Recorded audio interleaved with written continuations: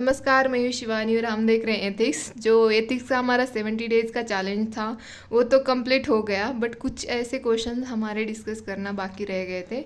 उसमें आज हम डे 21 वाला क्वेश्चन डिस्कस करने वाले हैं। उम्मीद है कि आप सभी लोग अच्छे से पढ़ रहे हो, आपका प्रिपरेशन बहुत सही जा रहा है। तो प्लीज़ बने रहिए, डटे रहिए, बिल्कुल घबराना नहीं है। अच्छे से हमें प्रीलिम्स की और मेंस की तैयारी करनी है ताकि दोनों को भी क्लियर करना है हमको, है ना। तो चलो अब देखते हैं कि क्वेश्चन क्या है। उससे पहले मैं सभी लोगों से यही रिक्वेस्ट करती हूँ कि प्लीज़ आप टेलीग्राम चैनल ज्वाइन करें। वहाँ पे मैं डेली पीवाई की क्यूज़ देती हूँ ताकि आपके पीवाई क्यू साथ ही मतलब कंप्लीट हो और आपको पता चले कि यूपीएससी का मतलब अप्रोच कैसा होता है, कैसे वो क्वेश्चन फ्रेम करती है। तो ये आपको पता होना चाहिए। और प्लीज़ डेली क्विज सॉल्व करिए। किसी भी एक वेबसाइट को फॉलो करें, ऐसे नहीं है कि मेरे ही वाले फॉलो करें। आप कहीं पे भी मतलब करंट अफेयर्स के भी क्विज सॉल्व करिए और साथ ही जो पीवाई क्यूज़ की होती है वो भी सॉल्व करिए। और सीसैट को बिल्कुल इग्नोर करना नहीं है। तो चलो देखते हैं क्वेश्चन क्या है। क्वेश्चन ये है डे 21 का, compare and contrast ethical egoism and ethical altruism, substantiate your answer with relevant example. हमें एग्जाम्पल के साथ हमारा आंसर लिखना है यहाँ पे। कंपेयर एंड कॉन्ट्रास्ट इसका मतलब यही होता है कि हमें थोड़ा डिफ्रेंशिएट करके बताना है आंसर, मतलब इस एथिकल इगोइज्म को और एथिकल अल्ट्रुइज्म को। तो यहाँ पे इंट्रोडक्शन में मैंने यही लिखा है कि ये जो एथिकल अल्ट्रुइज्म और एथिकल इगोइज्म है, ये जो है ये दो मेजर वेरिएंट्स है किसके। ये जो है कंसेक्वेंशियलिज्म, जो एथिकल थ्योरी है, इसके दो मेजर वेरिएंट्स है ये। तो इसीलिए मैंने इंट्रोडक्शन इसी से स्टार्ट किया है।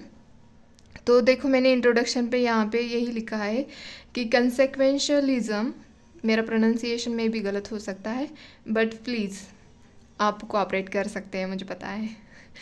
Consequentialism is an ethical theory that judges whether or not something is right by what its consequences are। मतलब consequences के अकॉर्डिंग क्या सही है क्या गलत है यही जज करता है। तो सिंपल मीनिंग यही है इस थेरी का। आपने देखे होंगे एथिकल जो सब थेरी, मतलब सारी जो थेरीज हैं उनको आपने देखा ही होगा। तो चलो देखते हैं आगे। मैंने लिखा है यहाँ पे ये two major variants of consequential approach के दो टू मेजर वेरिएंट्स है। तो फिर मैंने यहाँ पे नीचे यही लिखा है कि डिफरेंस टाइप में ही लिखा है, ethical egoism and ethical altruism. तो एथिकल इगोइज्म का मतलब यही होता है कि मतलब ये ईगोइज्म यही बोलता है कि किसी भी इंसान को मतलब उनका जो एक्ट होता है वो उनके इंटरेस्ट में ही करना चाहिए, ये बोलता है इथिकल इगोइज्म। मतलब खुद के बेनिफिट के लिए ही एक्ट करना चाहिए, ऐसे एथिकल इगोइज्म कहता है, सिंपल मीनिंग। और एथिकल अल्ट्रुइज्म क्या कहता है कि इसका भी सिमिलर ही अप्रोच है, जैसे कि यूटिलिटेरियन वाला जो अप्रोच है, तो यही सिमिलर अप्रोच है बट थोड़ा स्लाइटली डिफरेंट है। तो हम आगे देखेंगे। जैसे कि यहाँ पे मैंने लिखा है, argument working in one's own self interest is ethical and right thing to do. मतलब एथिकल इगोइज्म मतलब कि जो एथिकली भी राइट होना चाहिए, जो कि हमारी एक्शन हो वो एथिकल राइट हो, भले ही आप सेल्फ इंटरेस्ट में हो बट एथिकली राइट होनी चाहिए, ऐसा इसका कहना है एथिकल इगोइज्म का।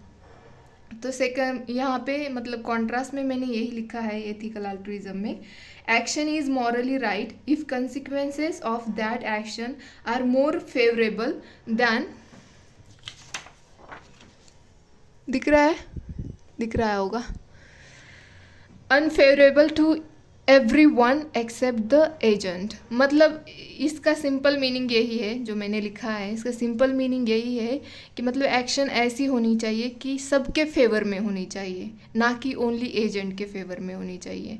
मतलब जो ये एथिकल अल्ट्रुइज्म का सिंपल मीनिंग यही होता है कि सबके हित में होना चाहिए, भले ही वो खुद के हित में नहीं हो तो कोई बात नहीं, बट सबके हित में होना चाहिए, मतलब सबके इंटरेस्ट में होना चाहिए। थर्ड लिखा है मैंने यहाँ पे, acting with honesty and good intention for self and others. मतलब जो एथिकल ईगोइज्म है उसमें यही कहा जाता है कि जो आपकी एक्ट है, मतलब आपका जो एक्ट है वो ऑनेस्ट, मतलब एथिकल है ना। पहले वर्ड तो आपको यही देखना है कि एथिकल, मतलब एथिक्स में ना आप ज़्यादा मीनिंग पे फोकस करिए, जो वर्ड्स होते हैं उनके मीनिंग पे फोकस करिए ताकि आपको एथिक्स याद रहेगा। विथ एग्जांपल ट्राई करें कि जो हमारे डेली लाइफ पे एग्जांपल होते हैं या हमारे आसपास हम देखते रहते हैं, और जो हमारा एक्ट होता है वो हमें कभी कभी देखना, सोचना चाहिए क्या ये मेरा एथिकल एक्ट है या मेरा मॉरल एक्ट है, ये भी देखना चाहिए। तो यहाँ पे यही मतलब एथिकल है तो ये भी है। इसका मतलब यही है कि जो आप हमारी, मतलब आपकी हो चाहे हमारी हो, जो एक्ट है वो ऑनेस्ट एंड गुड इंटेंशन होनी, मतलब गुड इंटेंशन के साथ होनी चाहिए, चाहे वो सेल्फ के लिए हो चाहे या दूसरों के लिए हो, मतलब खुद के लिए हो चाहे दूसरों के लिए हो, बट मतलब ऑनेस्टी एंड गुड इंटेंशन होना चाहिए। तो यहाँ पे मैंने एथिकल अल्ट्रुइज्म में यही लिखा है कि concern for the welfare of others at the cost of one self interest. मतलब खुद के इंटरेस्ट को बिना ध्यान में रखते हम दूसरों के वेलफेयर के लिए चिंता करते हैं या उसके लिए कुछ एक्शंस लेते हैं, वही एथिकल अल्ट्रुइज्म है। तो फोर्थ लिखा है मैंने यहाँ पे, ethical egoist argue that human are motivated by self interest, the only way to live with honesty and integrity is to work in service of your own interest. मतलब इसका अभी जो मैंने ऊपर बोला था वही है कि थोड़ा सा इसमें ना, अगर कोई भी ह्यूमन को ले लो, यही बोला गया है। अगर हम अपने आप को ही ले लो ना, हम यूपीएससी की प्रिपरेशन क्यों कर रहे हैं? क्योंकि हमें पता है ना आगे जाके जॉब लगेगी तो एक सिक्योर जॉब रहेगी और हम लोगों के लिए अच्छा काम भी कर सकते हैं उसके थ्रू। तो सारा मतलब ऐसे फेवर में आ जाता है ना किसी भी इंसान के, क्योंकि पैसा भी मिलता है, मतलब डिग्निटी वाली लाइफ मिलती है, और लोगों के लिए भी हमारे पास काफ़ी करने के लिए पावर आ जाती है। तो इसीलिए मतलब एक मोटिवेशन है ना वो हमारे पास। तो हम एक तो सेल्फ इंटरेस्ट, मतलब पहले तो हमारा सेल्फ इंटरेस्ट ही होता है प्रिपरेशन के लिए। और अगर किसी ने भी बोला ना नहीं मैम मेरा कोई इंटरेस्ट नहीं है, तो वो सच में झूठ बोल रहा है, क्योंकि सच में खुद का इंटरेस्ट होता है।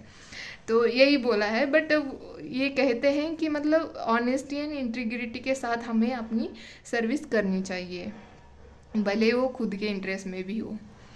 तो यही एथिकल इगोइस्ट का मतलब आर्ग्यूमेंट है। इन कॉन्ट्रास्ट एथिकल अल्ट्रुइज्म क्या कहता है कॉन्ट्रास्ट में, it holds moral agent obligation to help. मतलब यहाँ पे करना ही करना है, आपको हेल्प करनी ही करनी है, मतलब आपके ऊपर ऑब्लिगेशंस आते हैं। हैज़ हायर वैल्यूज़, मतलब उसकी हायर वैल्यूज़ होती है आपके, मतलब जो भी एक्शन है उसमें, कि हाँ मुझे ये एक्शन लेनी है क्योंकि ये दूसरों के हित में है।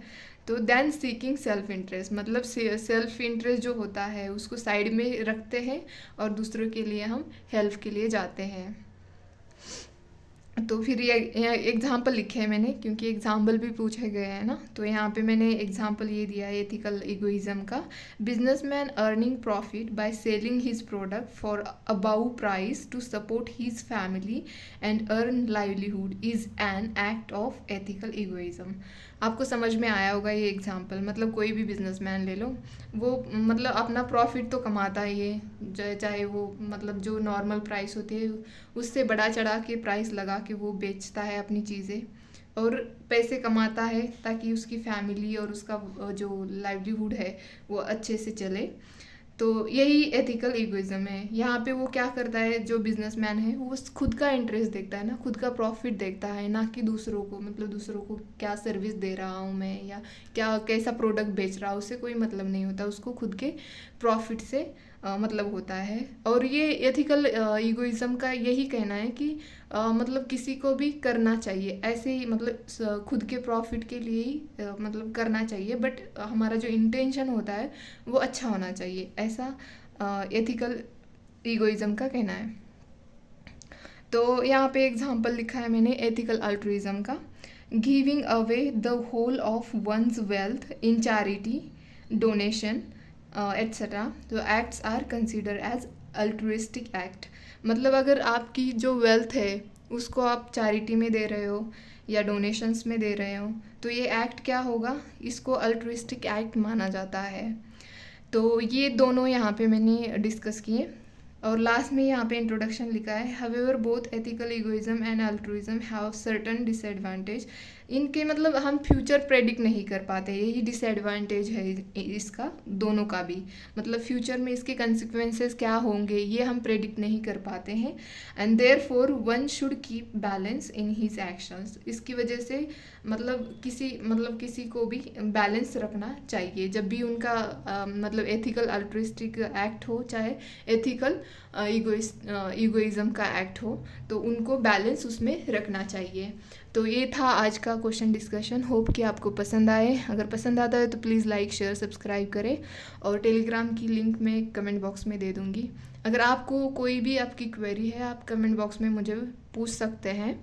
और किसी ने कल मुझे पूछा है कि मतलब आप इंग्लिश में डिस्कस करिए, मैं हिंदी में इसीलिए करती हूँ ताकि आज सिंपल वे में समझ में आए और इंटरेस्ट भी बना रहे, इसीलिए मैं हिंदी में डिस्कस करती हूँ। सबसे पहले तो समझ में आना ज़रूरी है। अगर समझ में नहीं आता तो लिखोगे क्या जाके वहाँ पे। तो इसीलिए मैंने हिंदी चूज़ किया है डिस्कशन के लिए। होप कि आपको पसंद आए। धन्यवाद आज के लिए।